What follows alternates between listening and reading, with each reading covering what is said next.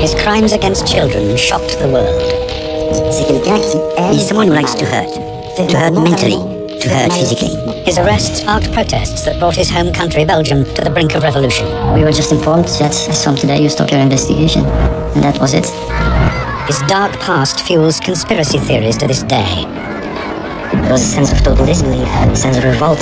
This is the shocking story of the monster of Belgium. Who was he? How was he able to kidnap, rape and murder young children right under the noses of the police in this modern European country? Was he protected? Or did he benefit from a catalogue of police mistakes? I don't believe that there is one person in this country who knows the full story.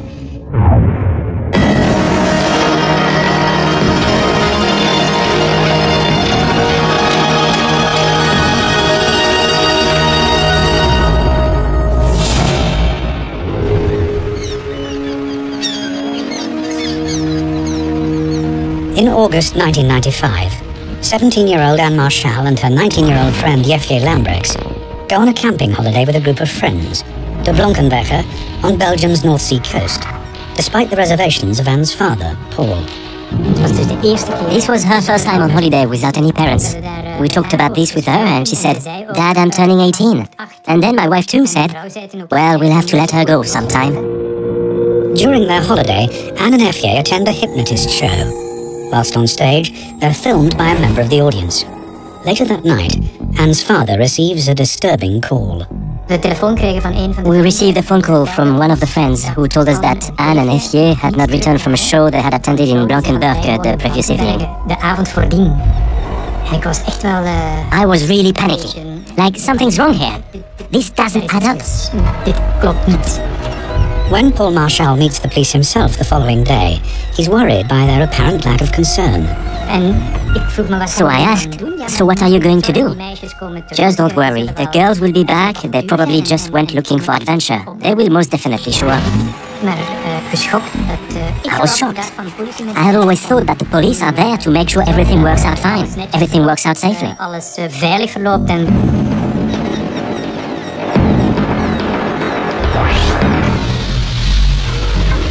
Paul Marchal returns home and begins his own campaign to find his daughter.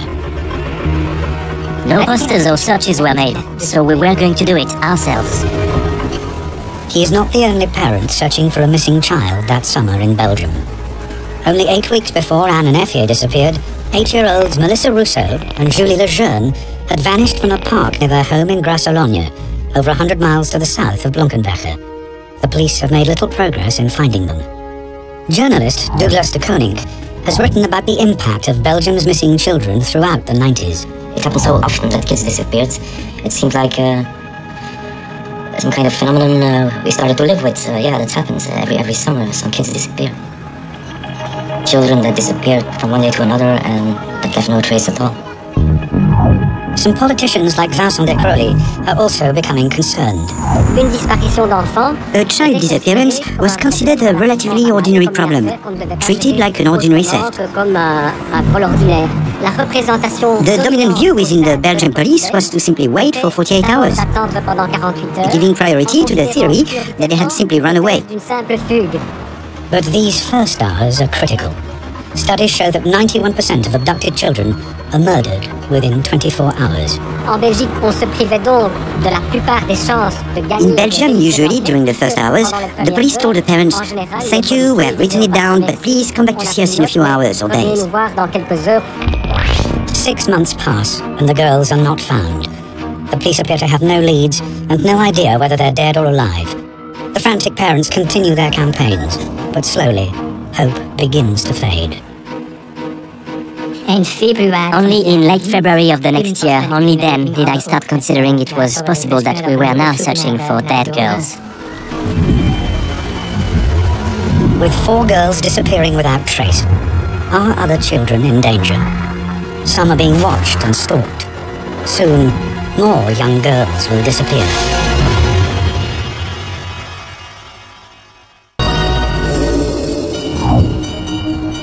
On a summer's day in 1996, 12-year-old Sabine Dardenne begins her ride to school as usual.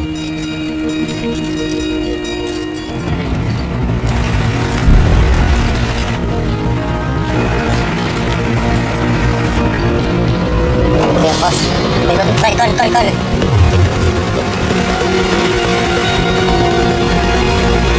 Ok, j'y vais.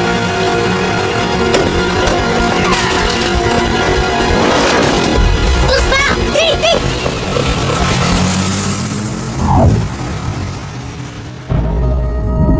When Sabine goes missing, it becomes Belgium's latest high-profile case that year of a young girl disappearing. In response to growing concern, the authorities establish a missing persons unit to coordinate all the separate investigations. Among the investigators is Albert Priem. We had no clue whatsoever about any known offender. We investigated as many leads as we could, but it really was all negative. We couldn't have believed that one and the same person could be guilty of all these disappearances. That was completely unthinkable, at least at the time. 10 weeks pass, and Sabine's disappearance fades out of the headlines. Then, with investigators still struggling to establish any firm leads, another young girl is targeted. 14-year-old Laetitia Delay is walking home from her local swimming pool in Bertry, southern Belgium. She is snatched off the street in broad daylight.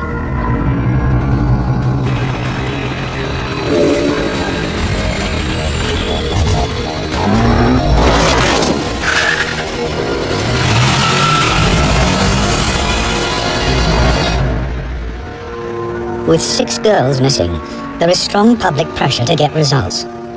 Michel Demoulin, an investigator in the small town of Dinan, is one of the extra police officers drafted in to search for Laetitia. Mais voilà, donc le 9 août 96. Well, on the 9th of August 1996, the day Laetitia went missing, I was called upon to participate like other investigators in searches regarding this disappearance, since the investigation so far had yielded loads of data that had to be verified. Dus na 2-3 dagen onderzoeken en zoeken, After 2 or 3 days of searching, we still hadn't found Laetitia. But we did have a few statements that seemed interesting to us. One statement came from a local resident who has noticed a suspicious vehicle in the village. We were able to work out some parts of the registration number of the van, a white van. Also a good description of the van.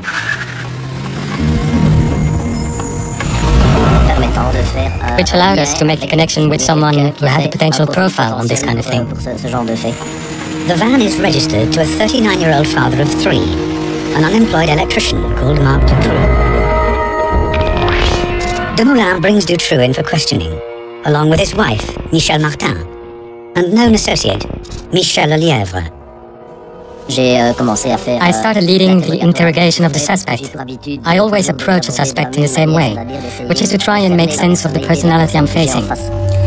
Avez-vous suivi l'actualité de ces derniers jours? Je sais pas ce qui se passe en Belgique. J'ai pas la télé. Connaissez-vous des personnes répondant au prénom de Laetitia? Non. Vous êtes-vous déjà rendu à Bertry? Je sais pas. By now, Laetitia has been missing for 6 days. Statistically, her chances of survival are slim. With Dutroux not talking, Demoulin and his team turn to the other 2 in custody. Michel Lelièvre, a drifter and heroin addict who has been assisting Marc Dutroux, caves in under questioning. Il m'a dit, je l'ai vu. Il a remonté la rue en direction du véhicule. Lorsqu'ils sont arrivés à hauteur de la voiture, la portière était déjà ouverte, il a poussé violemment à l'intérieur. Il a crié une fois. Dutroux's wife, Michel Martin, also confesses and attempts to distance herself from her husband. Je suis honteuse pour mon mari. Je suis sidérée par les faits commis par mon mari. J'ai conduit le véhicule jusqu'au Marcinelle. Marc est toujours resté à l'arrière près de la fille. Michel Lelièvre's confession means Inspector Demoulin now knows that Dutroux has taken Laetitia, but he doesn't know if she's still alive. When you are looking for a victim, you're hoping to find them alive, so you do have to be firm. Nous savons tout, Monsieur Dutroux. Je veux que vous nous portiez à Marcinelle et nous montriez ce que vous avez fait avec Laetitia Delay. But he isn't prepared for what happens next. Tu sais quoi? Je peux te donner 2 filles. Derrière moi, il y avait effectivement... Behind me, there was a poster about Sabine's disappearance. So when he told me the other ones with her, I just cast a brief glance behind me and I said, "Who, Sabine?" And he said yes. I'm telling you, when I hear this, it still gives me the shudders again. Armed with sensational information of the whereabouts of the two missing girls, investigators rush Dutroux to a house in Charleroi, in which he claims they're imprisoned. Dumoulin's only hope is that the girls are still alive. I was quite sure he had told me the truth, but at the same time I thought it was almost impossible they could be there.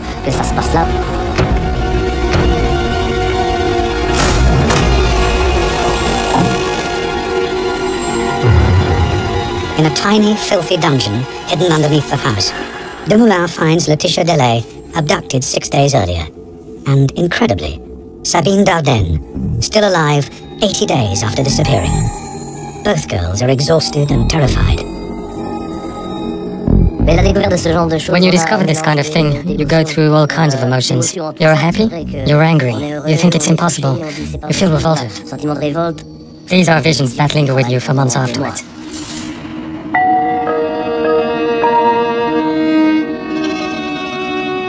Under the full glare of the world's media, the two girls see daylight for the first time since their abduction.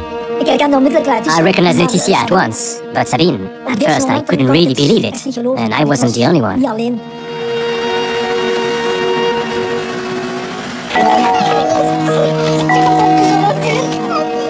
The world witnesses heartbreaking scenes of parents reunited with the daughters they feared dead.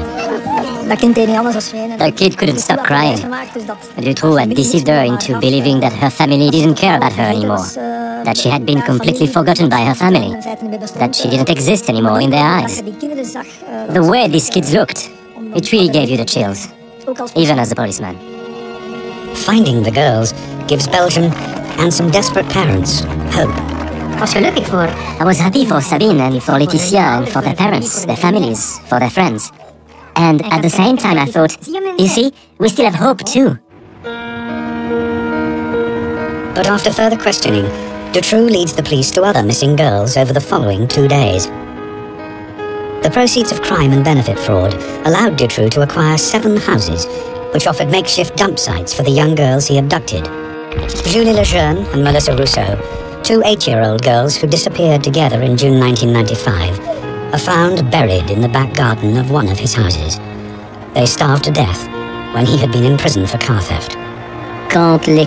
When the bodies of Julie and Melissa were discovered, a terrible collective emotional shock went through the country. Dutroux had left his wife, Michelle Martin, to feed Julie and Melissa, but she claimed she was too afraid to go into the dungeon where they were held. Child psychologist Jean-Yves Ayer spoke out about the case. He felt that Dutroux's wife's personality may have played a part in her husband's horrific crimes. I think Michelle Martin was a passive and masochistic woman, and I think she was very afraid of him. To me, she's responsible as well, for not having talked, for not having turned him in. Hell, she could even have done it anonymously if she was so afraid, but she didn't. 17 days after his first confession, Dutroux leads police to a property in the town of Jumet, where investigators discover the bodies of Anne Marchal and F.J. Lambrex, who had disappeared while on holiday more than a year earlier. The girls had been drugged and buried alive. For Paul Marchal, the search for his daughter is over. It was of course very painful. It's hard to accept at that moment.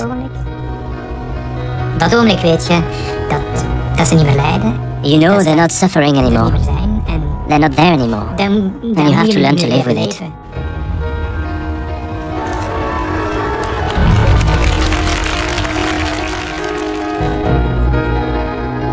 All 6 missing girls have now been found. Belgium struggles to come to terms with the tragedy.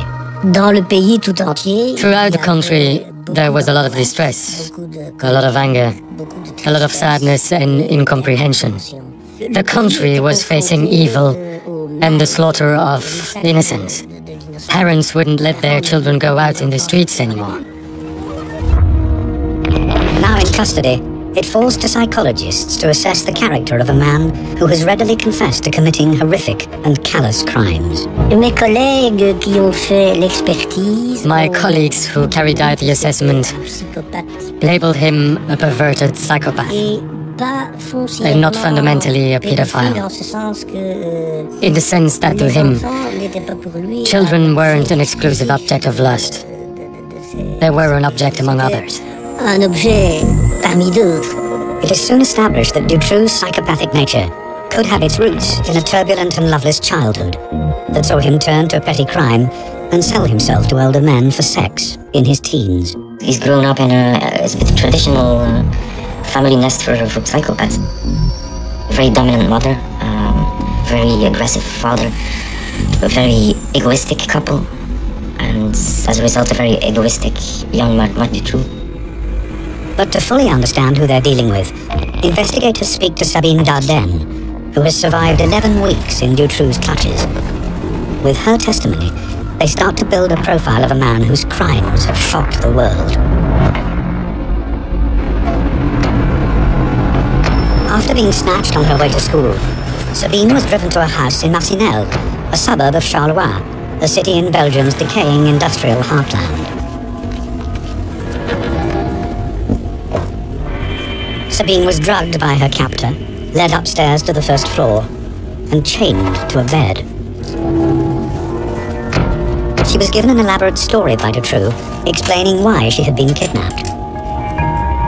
He explained to her that she had been kidnapped in exchange for a ransom, but that her parents had refused to pay the ransom, and so the people who had ordered the kidnapping had given him the order to execute her. And since he himself was very nice, he had decided to protect her. On dirait qu'il t'a abandonné. Tu peux t'estimer heureuse d'être avec moi. Tu peux même dire que je t'ai sauvé. In exchange for this protection, she should grant him some favors, and everyone understands what that meant. Trapped and alone, Sabine Dardenne was repeatedly raped by her captor, or in his words, her savior. He's someone who likes to hurt. He's someone who likes to practice mental manipulation in all regards. To hurt mentally, to hurt physically.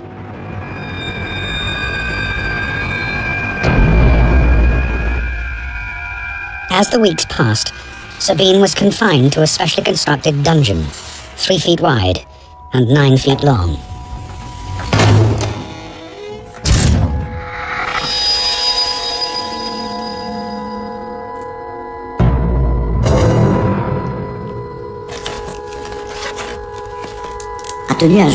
She kept a diary day by day, in which she drew a cross when Dutroux had come and abused her. One cross meant it hurt. 2 crosses meant it hurt badly.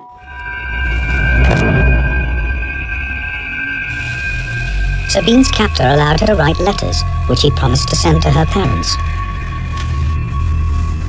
I promise to be less selfish and also lend my things, be more helpful, be better tempers. I'm sure you'll find that I've changed.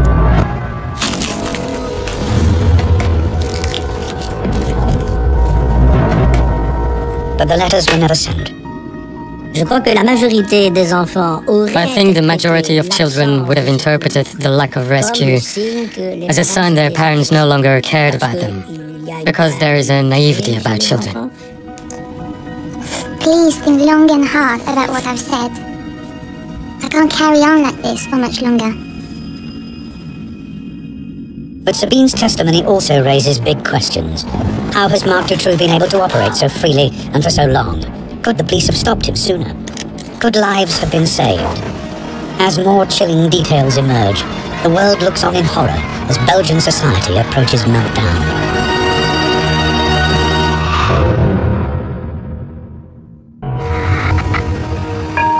In August 1996, 12-year-old Sabine Dardenne and 14-year-old Laetitia Delay were rescued from a cellar beneath a dilapidated house in southern Belgium.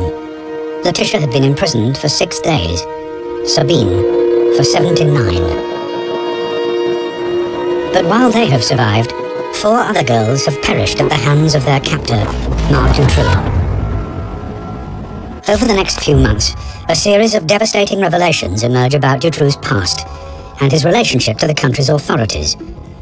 Belgians realize in horror that the police could have arrested him long ago, potentially saving the lives of 4 young girls.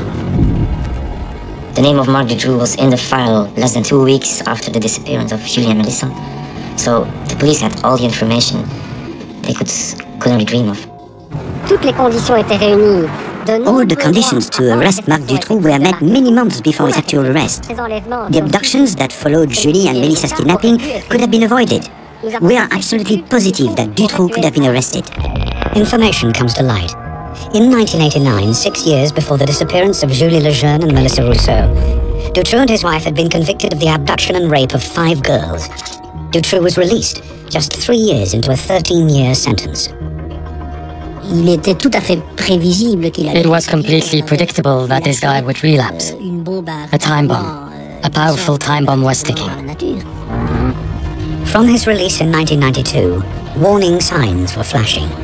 A police informant claimed he was asked by Dutroux to help him kidnap a girl. Dutroux's own mother even tipped off police that her son may be hiding girls in his home.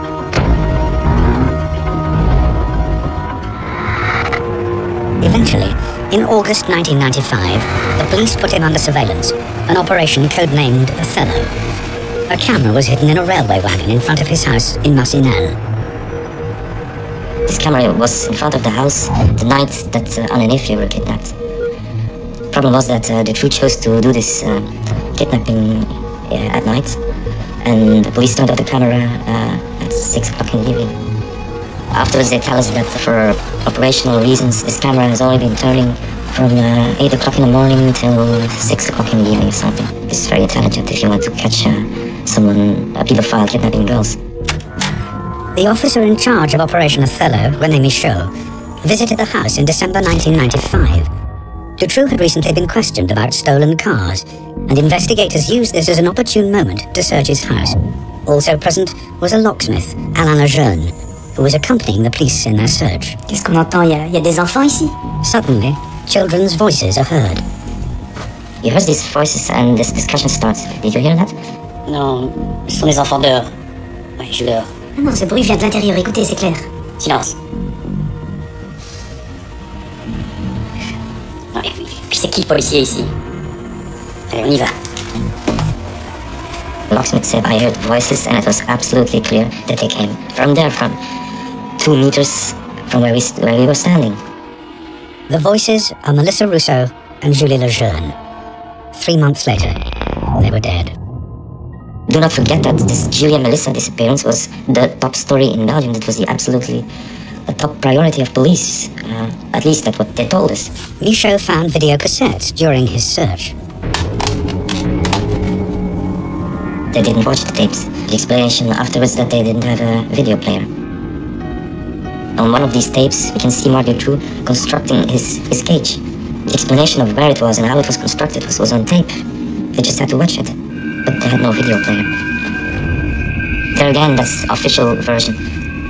Sorry, I don't buy it. René Michaud always claimed that the door to the dungeon was so well hidden, it was impossible for him to realize its true significance. A claim backed by other investigators who have been in the house. The space in which the children were confined, it was hard to see, because shelves had been placed in front of the door. There were plenty of boxes, rubbish, everything was stacked. So no one could ever suspect that behind that wall, a cell had been built to hide children in. I cannot conceive of any investigator who wouldn't go all out while looking for a missing girl. Michaud, who died in January 2009, stated that his failure to find the girls haunted him. Others are skeptical. To accept the word incompetence, sorry, there's a limit to what you can consider as being incompetence. The whole of Belgium was searching for the kids. And the gendarmerie knows Dutroux, with his past as a child abuser. They know he's building suspect hiding places in some of his houses. And yet, for some totally incomprehensible reason, Marc Dutroux wasn't arrested. Belgians begin to ask whether Marc Dutroux is being protected by powerful people within the state. While in custody, Dutroux himself fans the flames of conspiracy with a controversial claim which will forever change the global perception of this case. He states he is part of a national paedophile network whose tentacles stretch right to the top of Belgian society. Investigating judge Jean-Marc Connerot is put in charge of preparing the case against Dutroux. He is determined to get the truth. Connerotte arrests known associates of Dutroux. One of these is Michel Nihoul, a well-connected Brussels businessman and pub owner. So he's a part of this scene of sex parties in Brussels in the early 80s. He's the kind of guy telling stories about tapes that allow him to blackmail a minister being involved in some kind of crime. After a public appeal, 11 previous victims of Dutroux come forward. They are known as ex-witnesses, and each is given a code name. X1 is Regina Louf. I saw him on TV and all these people yelling at him, and it was a very strange experience for me.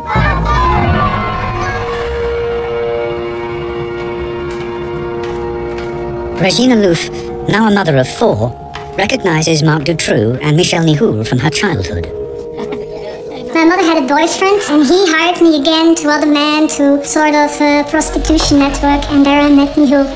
So these parties were organized for other pedophiles, and there they took 1 to several children, and they had sex with them, of course, or they took photographs or films or making movies, everything. The people who were going to do these parties were big businessmen. There were also politicians. Accompanying Nihoul at these parties, according to Regina, was Marc Dutroux.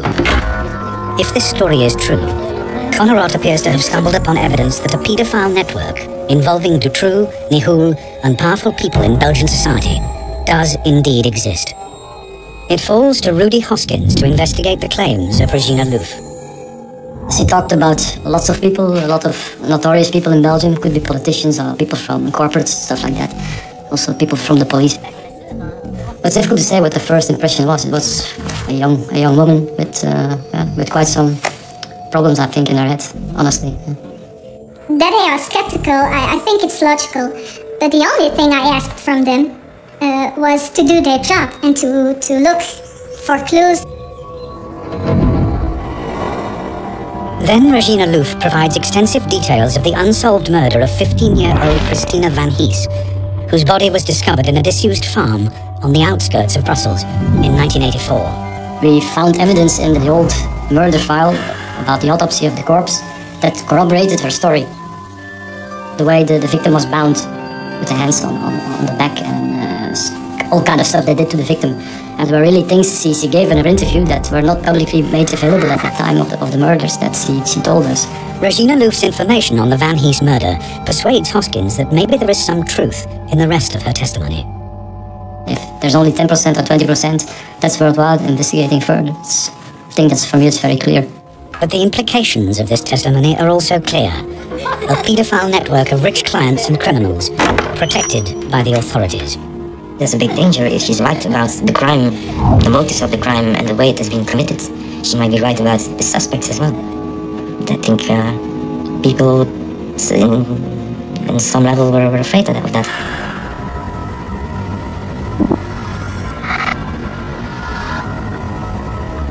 However, Judge Connerotte's investigation into Regina Louf's claim of the existence of a powerful paedophile network is suddenly brought to a halt.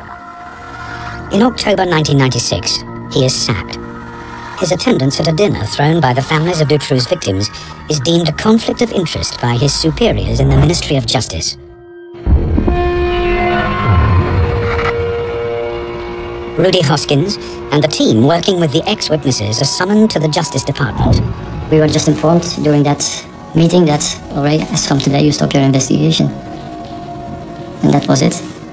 We were going too far for some people. Don't ask me who, I have no idea, and why, no idea. I still ask myself the same question, but we touched upon something that was not supposed to get out in the open.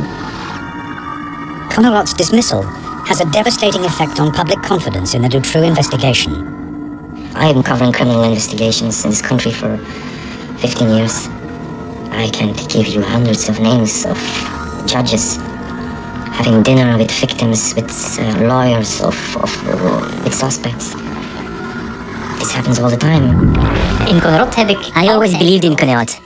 This stank and still stinks in my opinion. Hundreds of thousands of Belgians agree. On the 20th of October 1996, national outrage boils over at a huge march organised by the families of Dutroux's victims. There was a sense of total disbelief, a sense of revolt, a sense of, this can't go any further like this. 300,000 people march through Brussels. Workers across the country go on strike, and firemen turn their hoses on government buildings to symbolically cleanse official corruption. Belgium stands on the brink of revolution.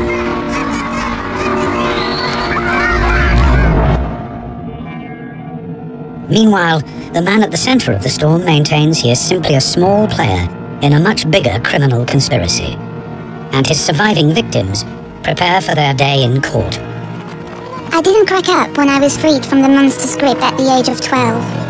But when I turned 20, another severe test of nerve awaited me, face to face with Marc Dutroux.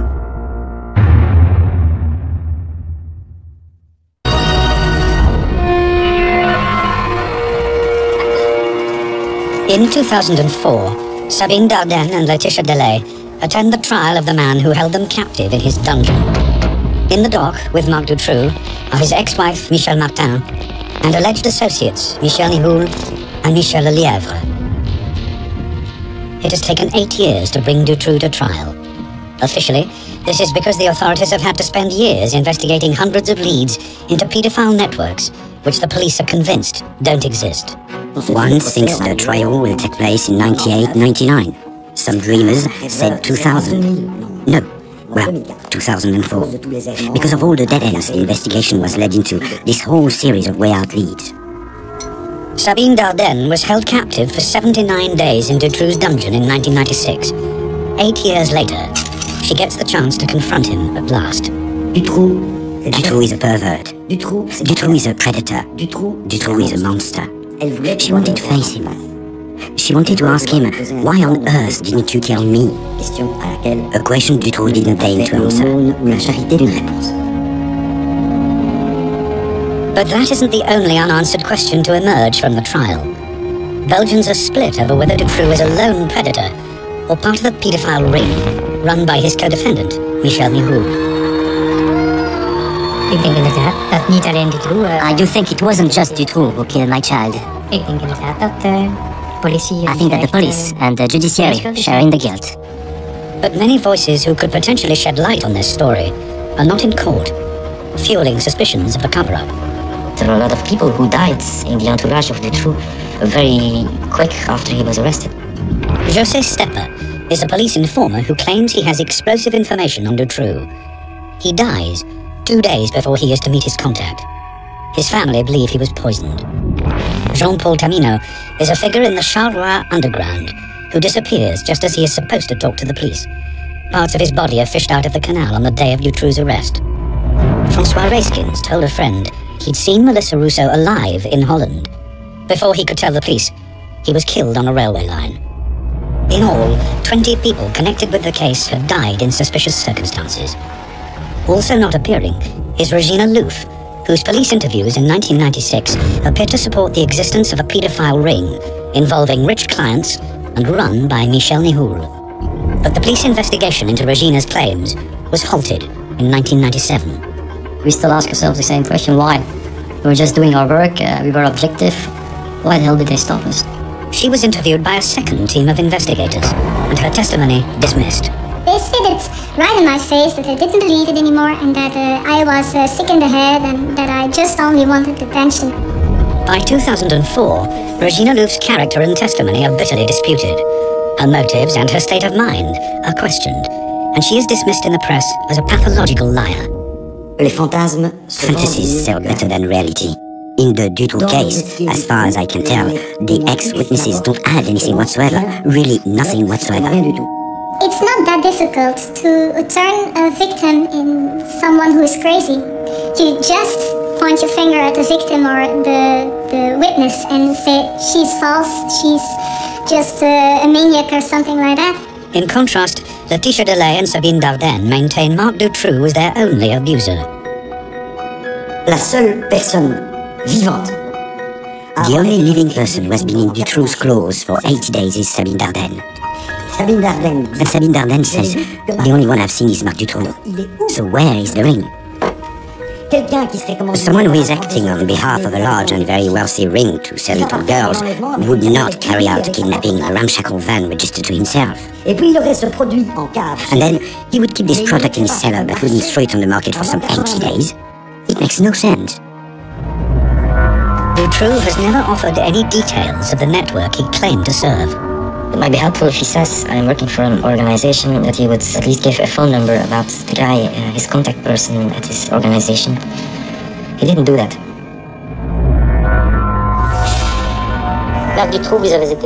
On the 17th of June 2004, Marc Dutroux is found guilty of the abduction and rape of 6 girls and killing 4 of them.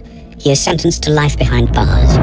His associate and driver, Michel Lelièvre, is found guilty of kidnapping and sentenced to 25 years in jail. Dutroux's ex-wife, Michelle Martin, is found guilty of conspiracy to kidnap and sentenced to 30 years in jail.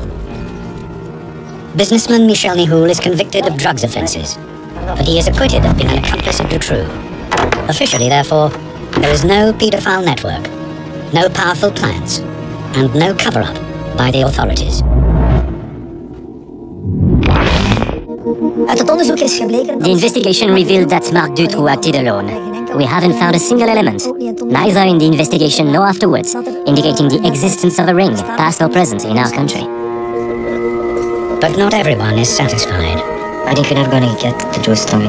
And I don't believe that there is one person in this country who knows the full story. The questions of whether Marc Dutroux acted alone, or if he was part of a larger criminal network, have never been resolved.